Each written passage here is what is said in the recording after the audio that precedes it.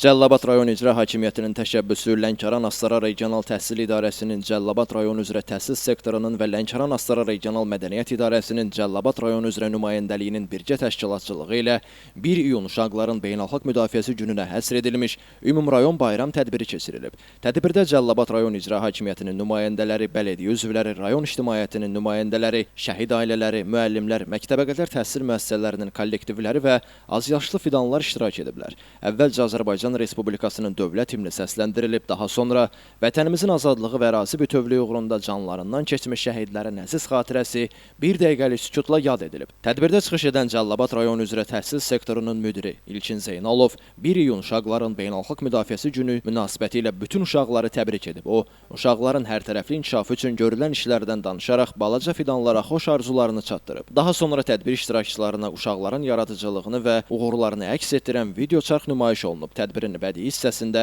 şəhid övladları və məktəbəqədər təhsil müəssisələrinin fidanları tərəfindən rəngarəng rəqs nömrələri və musiqi kompozisiyaları təqdim edilib.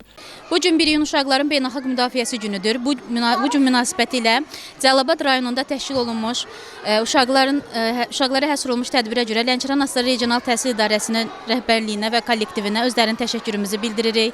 Bu həqiqətən də uşaqlar üçün bu tədbir çox maraqlı idi, çox motivasiya verici oldu.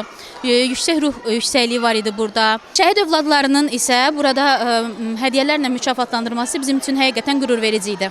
Bugün 1 iyun Uşaqların Beynəlxalq Müdafiəsi günüdür. Cəlilabad rayonunda yüksək səviyyədə keçirilir. Bu münasibətlə Lənkəran-Astara Regional Təhsil sektorunun rəhbərliyinə özlərinin təşəkkürümüzü bildiririk.